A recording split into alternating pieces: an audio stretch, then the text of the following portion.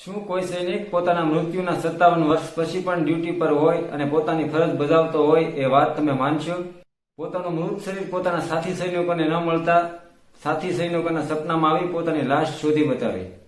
ભારતીય સેનાએ તેનું મંદિર બનાવ્યું. મૃત્યુ થઈ ચૂક્યું હોવા છતાં રજા પર જતા હતા અને તેમના પરિવારને દર મહિને પગાર પણ મળતો હતો. ચાઇનીઝ આર્મી પણ તેમના માટે એક ખુરશી ખાલી રાખતી હતી. તેમણે ભારતીય આર્મીને પત્ર લખીને જણાવ્યું હતું કે કોઈ ભારતીય સૈનિક ઇન્ડિયન મિલિટરીના યુનિફોર્મમાં સફેદ ઘોડા પર સવાર થઈને રાત્રે પેટ્રોલિંગમાં નીકળે છે. સરહદની રક્ષા કરતા કેટલાય જાંબાઝ સૈનિકોની વાતો તમે સાંભળી છે, પરંતુ આજે ભારત અને પાકિસ્તાન વચ્ચે યુદ્ધના માહોલમાં આ વિડીયોમાં હું તમને એક એવા સૈનિક વિશે વાત કરવાનો છું જેના વિશે તમે કદાચ કશું પણ નહીં જાણતા હો.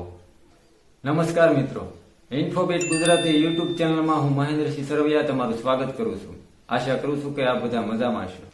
ચાલો શરૂ કરીએ. 9 ફેબ્રુઆરી 1965ના રોજ ઇન્ડિયન આર્મીની પંજાબ રેજિમેન્ટમાં એક યુવાન ભરતી થાય છે. નામ છે હરભજન સિંહ. થોડા સમય પછી તેનું પોસ્ટિંગ ભારત અને ચીનની સંવેદનશીલ નાથુલા બોર્ડર પર થાય છે. ત્યાંનું વાતાવરણ ધાર્ય બહારનું હોય છે. વાતાવરણમાં ક્યારેક કેવા અને શું ફેરફાર થાય તેનું કંઈ કહી શકાય નહીં, અને હિમાલયની પર્વતમાળામાં ફરજ બજાવવી એ ખૂબ અઘરું કામ છે. તો આવા વાતાવરણમાં હરભજન સિંહ પોતાની ફરજ નિભાવતા હતા. તારીખ 4 ઓક્ટોબર 1968ના દિવસે 22 વર્ષના હરભજન સિંહ ખચ્ચરની એક ટુકડી પર પોતાના સાથી સૈનિકો માટેનો સામાન ટેકુલાથી ડેંગચુકલા લઈ જઈ રહ્યા હતા. અચાનક એક બર્ફીલા રસ્તા એટલે કે ગ્લેશિયર પરથી તેમનો પગ લપસ્યો અને તેઓ ઊંડા નાળામાં જઈને પડ્યા. તેમનું શરીર ઘસમસતા પાણીમાં ક્યાંય તણાઈ ગયું. આ બાજુ પોતાનો સાથી સૈનિક પરત ન ફરતા આર્મીએ સર્ચ ટીમ મોકલીને તપાસ શરૂ કરી. ઘણા દિવસો વીતી જવા છતાં હરભજન સિંહનો પત્તો લાગતો નથી. થોડા દિવસ પછી હરભજન સિંહની ટુકડીના એક સૈનિક અને તેના મિત્ર પ્રીતમસિંહને રાત્રે સપનામાં હરભજન સિંહ દેખાયા અને કહેવા લાગ્યા કે હું આવી રીતે લપસી ગયેલો અને અત્યારે મારો દેહ નદી કાંઠે જે તે જગ્યાએ પડ્યો છે.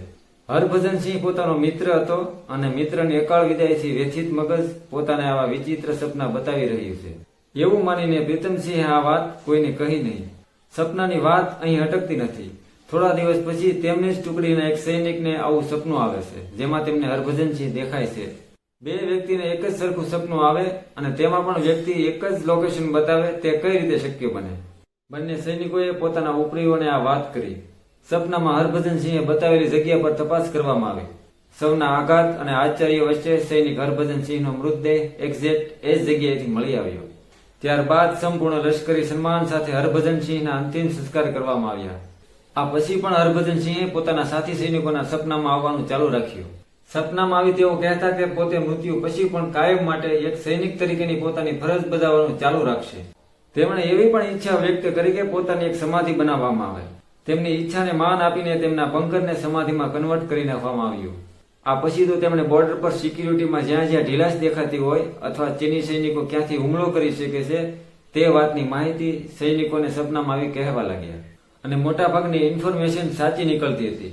એ પછી આર્મી જવાનોમાં વાત ફેલાઈ કે સિપાહી હરભજન સિંહનો આત્મા ભારતની બોર્ડર પર રોજ રાત્રે ચોકી પહેરો કરવા નીકળે છે. એ વખતે જો કોઈ ચોકીદાર તેમની ફરજ દરમિયાન ઊંઘી ગયેલો જણાય તો તેમને લાફો મારીને જગાડે છે.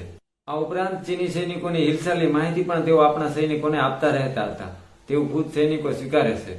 ચાઇનીઝ ઓથોરિટીએ ભારતીય આર્મીને પત્ર લખીને જણાવ્યું હતું કે કોઈ ભારતીય સૈનિક ઇન્ડિયન મિલિટરીના યુનિફોર્મમાં સફેદ ઘોડા પર સવાર થઈને રાત્રે પેટ્રોલિંગમાં નીકળે છે એવું અમારા ધ્યાનમાં આવ્યું છે. અને ચીની સૈનિકોની આ વાત ત્યારે માનવી પડે તેમ હતી, કારણ કે સફેદ ઘોડા પર સવાર સૈનિકને ભારતીય સૈન્ય ઉપરાંત આસપાસના ગામ લોકોએ પણ જોયો હતો. બસ ત્યાંથી હરભજન સિંહ બાબા હરભજન સિંહ તરીકે ઓળખાવા લાગ્યા.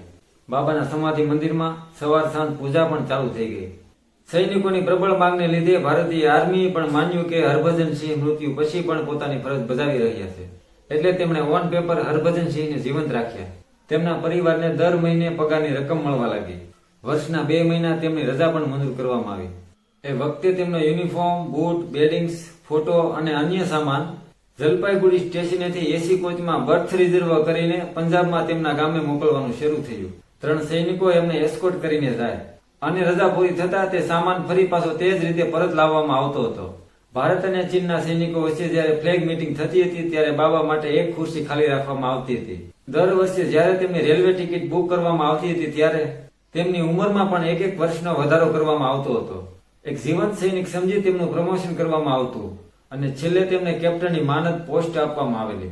જેમ જેમ બાબા હરભજન સિંહની ખ્યાતિ ચારે બાજુ ફેલાવા લાગી તેમ તેમ ત્યાં યાત્રાળુ અને પ્રવાસીઓની સંખ્યા પણ વધવા લાગી. બાબાના ઓરિજિનલ બંકરની સમાધિ ઊંચા પર્વતીય વિસ્તારમાં હોવાથી પ્રવાસીઓની સુવિધાને ધ્યાનમાં રાખી ઇન્ડિયન આર્મી યુનિટે બંકરમાં બનાવેલી સમાધિથી 9 કિલોમીટર દૂર એક વ્યવસ્થિત મંદિર બનાવ્યું, જે આજે બાબા મંદિર તરીકે ઓળખાય છે. 3 રૂમમાં બનાવવામાં આવેલા મંદિરનું સંચાલન ઇન્ડિયન આર્મી જ કરે છે, જેમાં એક રૂમને બાબા હરભજનસિંહના પર્સનલ રૂમ તરીકે બનાવવામાં આવ્યો છે, જેમાં તેની પથારી અને અન્ય સામાન મૂકવામાં આવ્યો છે. દિવાલ પર હરભજનસિંહનો ઓરિજિનલ યુનિફોર્મ અને જૂતા રાખવામાં આવ્યા છે. દરરોજ તેમના જૂતાને પોલિશ કરવામાં આવે છે અને તેમના યુનિફોર્મને ઇસ્ત્રી કરવામાં આવે છે. સૈનિકોનું કહેવું છે કે રાત્રે એકદમ વ્યવસ્થિત રીતે પાથરેલી તેમની પથારી સવારે ચોળાયેલી હોય છે, જેવી રીતે કોઈ તે પથારી પર સૂઈને ઉઠ્યું હોય તેમ. આ પછી 2006માં એક સૈનિકની જેમ હરભજનસિંહને નિવૃત્ત કરી દેવામાં આવ્યા, પરંતુ તેમની ખ્યાતિ અને તેમના પ્રત્યેનું આકર્ષણ લોકોમાં વર્ષો વર્ષ વધતું જતું હતું. દર બુધવારે ત્યાં લંગર લાગે છે. સૈનિકો રવિવારે અને ગુરુવારે માંસ અને દારૂને હાથ અડાડતા નથી. એવી પણ માન્યતા છે કે કોઈ પણ બીમાર વ્યક્તિના નામની એક પાણીની બોટલ બાબાના મંદિરમાં અઠવાડિયું રાખવામાં આવે છે. ત્યારબાદ તે બોટલને ઘરે લઈ જઈને 21 દિવસ સુધી દારૂ અને માંસને હાથ અડાડ્યા વિના પીવામાં આવે તો બીમારી દૂર થઈ જાય છે. શ્રદ્ધાના વિષયમાં પુરાવાની જરૂર ન હોય તેમ એક વાત તો નક્કી છે કે બાબા હરભજનસિંહ કપરી પરિસ્થિતિમાં નાથુલા બોર્ડર અને આસપાસના વિસ્તારમાં ફરજ બજાવતા ભારતીય સોલ્જરનું મનોબળ વધારી રહ્યા છે. તો મિત્રો, આ હતો બાબા હરભજનસિંહ વિશે માહિતીનો એક નાનકડો અધ્યાય. વિડીયો તમને કેવો લાગ્યો ચોક્કસ જણાવજો. ગમ્યો હોય તો લાઈક અને શેર કરજો તથા ચેનલ સબસ્ક્રાઇબ કરવાનું ન ભૂલતા. ફરી મળીશું નવા ઇન્ફોબીટ સાથે. જય હિન્દ.